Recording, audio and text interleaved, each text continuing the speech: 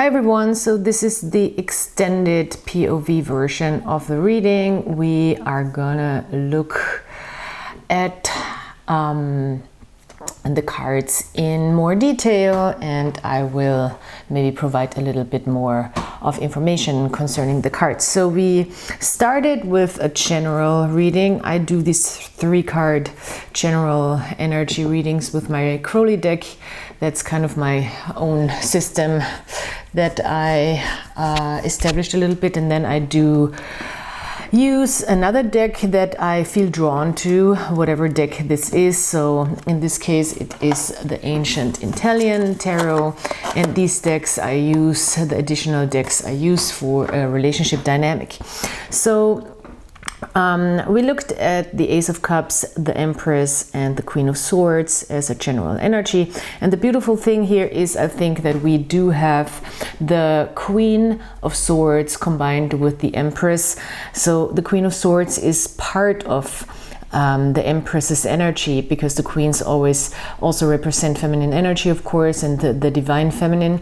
And the Empress, as I said, is also combining all 4 of the queens. So she is the addition, or she's adding all the queens together into the Empress energy. So all of the queens with the different suits, the swords, the wands, the coins, and the pentacles are all part of Empress energy. So this is her more rational side, and she really looks at her more rational side here, I think, to be able to manifest what's coming towards her in the future, and to also make very, very clear-cut decisions. And we have here the male counterpart of the Queen of Swords with the Knight of Swords. So it's also about taking action, not just like receiving and accepting and drawing in information. The swords would be a symbol for information, knowledge, everything that is rational and logical.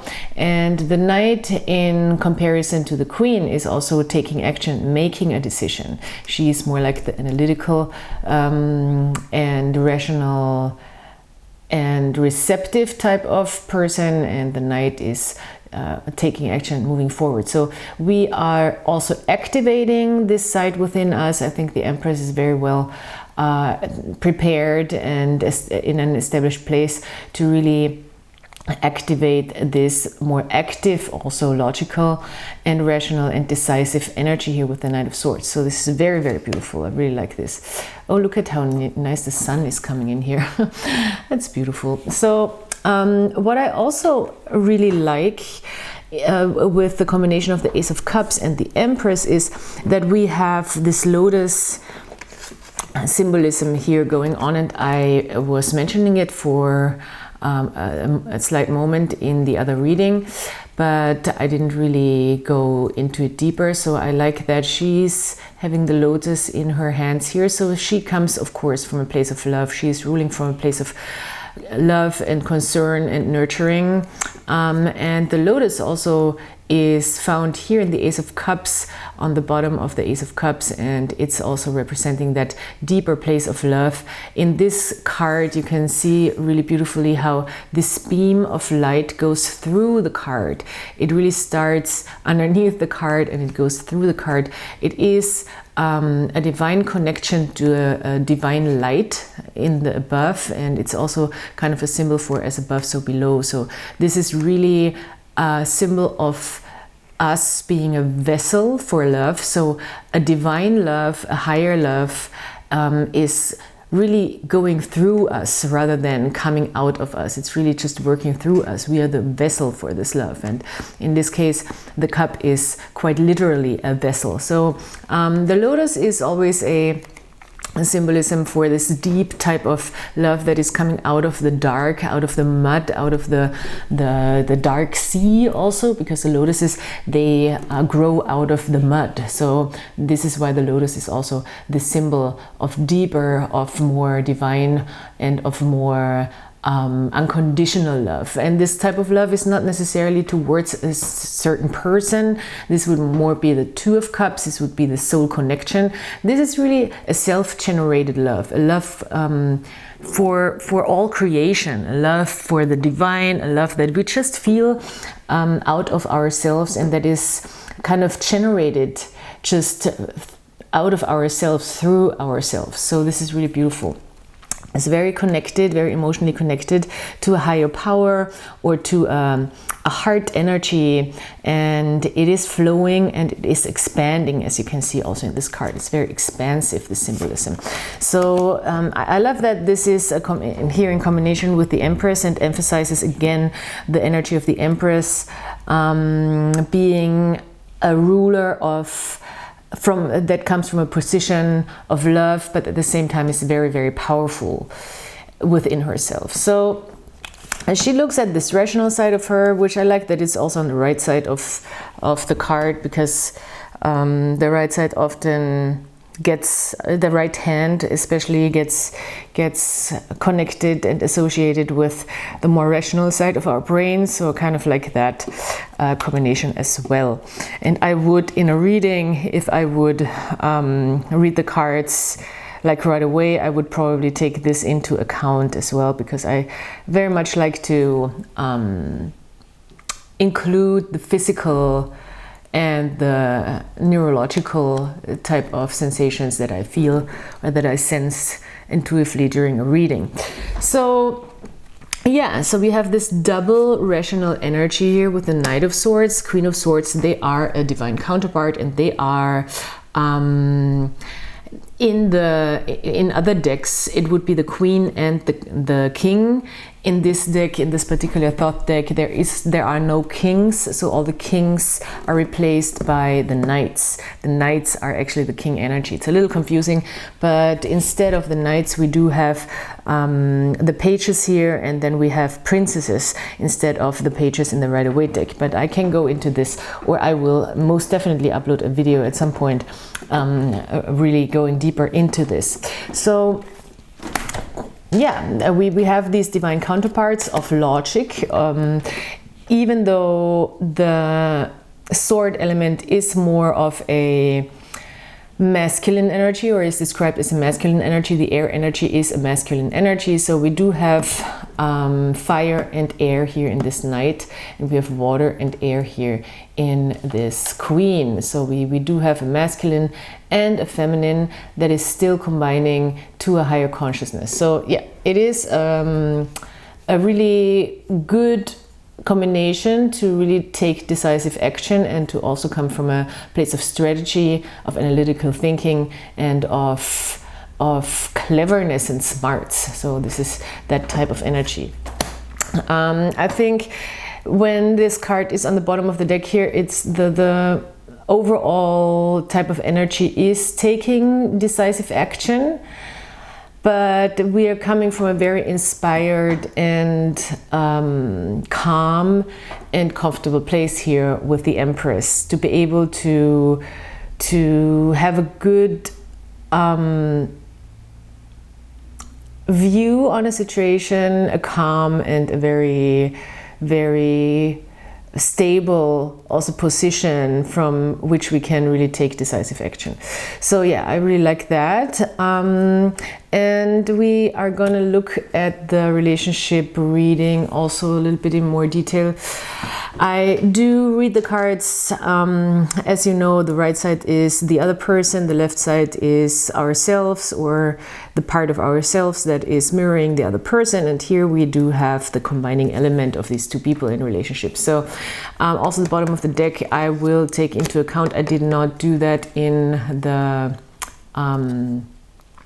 normal or in the first reading, so I did not really talk about the Death card in the reverse, but I will now, because the Death card in the reverse is in relationships, especially in relationship readings, a good indication for something ending, in a sense that a dynamic that maybe has been a long dragged out process of changing a dynamic is finally coming to an end. So we can finally let go parts of ourselves maybe, and in this case it could be very well old wounds that we are letting go of here with the Three of Swords, or just old dynamics that don't work anymore for us in relationships, and that of course most probably come out of old hurts, trauma, or just disappointments from past relationships. So we might have stored them, we might have saved them in our memory, in our subconscious memory, and they might have just sabotaged maybe new relationships or relationship patterns that we've been trying to change, or relationships that we are trying to change, and old patterns maybe have been holding us back. With the Death card in the reverse, something has ended, something has died, something has been let go, and I think it has to do, it was probably a long process here also with the Death card, and it might have to do with somebody helping us, and this would be the other person here, with some type of communication, which would be the Ace of Swords. This would be the very first and obvious thing, how to read those cards. Somebody handing us a truth. You can really see this really beautiful here in this symbolism. Somebody handing us a certain truth that we can really use to counteract an old truth, or to challenge an old truth.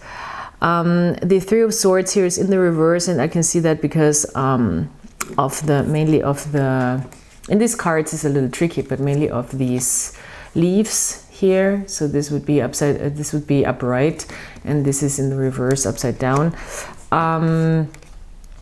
So when it's in the reverse, the Three of Swords, I do think we can let go of old sorrow, of old pain, of old ways of dealing with our mind, making decisions over our heart, etc. So in this case, in this combination, I would say this new truth that this person is bringing, or people surrounding us, we are maybe surrounding us in general with more stable, with more solid, with more sustainable type of people who really are interested in building something of value, building something long-term.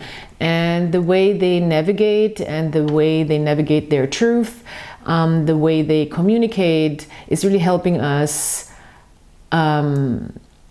reprogram old worries, old sorrows, old beliefs when it comes to relationships, old hurts, even with the Three of Swords. They are also in a sense showing us a way, and they are, I think in this case, when this is in between the Queen of Swords and the Empress, they are also seeing our value. They see how creative we are, they see how smart we are, they see that we are still coming from a loving place. So this is all qualities that they value and that they want to build with, or that they understand that they are great resources. The Knight of Pentacles does understand very well what a good resource is, what is really valuable for relationships or for building a path together, and he's really going that path, and he's in no hurry because he knows that this path is the destination is not as important as just putting in the work on the everyday to build a solid and grounded foundation, and just a solid relationship, a solid connection, a solid together. And this doesn't mean it has to be romantic, as you know. It can be any relationship, it can be any friendship, it can be also even business partnership, even though I do in relationship here not so much focus on business partnerships, but in this case it could be also business, because the Pentacles of course often talk about the resources, business, building together, money, all these kind of things. So yeah, there is very open, very truthful, very clear communication, mostly coming from another person that is helping us also to really let go of old patterns or old beliefs or hurtful moments also when we were cooperating with people and maybe putting our trust in them them and it was just disappointing, or we learned maybe even to protect ourselves better, because with the Three of Swords it's often also a situation where it's the result of us maybe being a little too exposed in our feelings, and somebody intentionally or non-intentionally, I mean it happens just all the time. It doesn't even matter what type of intention a person has, hurting our feelings because we were too exposed, or we did not really know our weaknesses, or we maybe overestimated ourselves and thought we are stronger or not that sensitive to certain truths. But in this case, I think we can feel safe with this type of energy, with a page of, or a knight of coins who is just very stable and grounded and is not interested in weakening people, or in like putting emphasis on weaknesses. He knows that this is not helpful for building something of value and something of stability. So yeah, it's a very pragmatic energy here. I like it. So as I mentioned, this can be a earth sign related energy. So Taurus, Capricorn or Virgo. Doesn't have to be. We have a lot of air here in this reading. So we have a lot of swords, Ace of Swords, Three of Swords, Queen of Swords and Knight of Swords. So this is all air sign energy, which would be Libra, Aquarius, Sagittarius. Not Sagittarius, Gemini. So Libra, Aquarius and Gemini is the air element, and that is connected with the swords. And we do have an Empress here who is a Venus energy, which would be Libra and Taurus. You can see the Venus sign here on the card.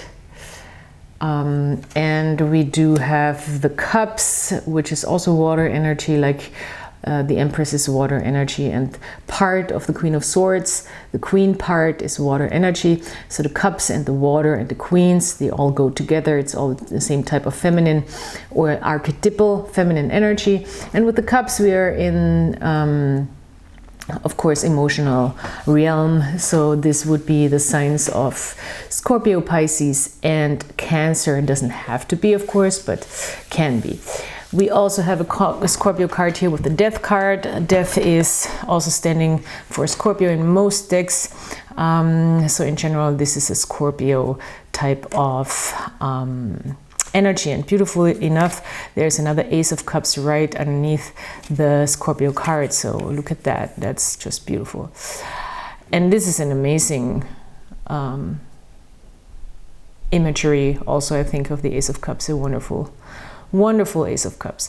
So yeah, I think this is the deeper dive into the symbolism and the story of this reading. Thank you so much for being here, and I'll see you next time. Please subscribe, like, comment. Also, I'm building a membership in the next couple of weeks, so stay tuned. And if you want more of this in-depth type of POV readings, where we can go really deeper into the symbolism of the cards and the way of reading them and combining things, then you should definitely stay tuned for my membership and check out what's going on there. I will also put it on my email list, so if you want to just sign up for my email list, then you will get, of course, all the information as soon as the membership is open. So yeah, thank you so much for being here again, and I'll talk to you soon. Goodbye.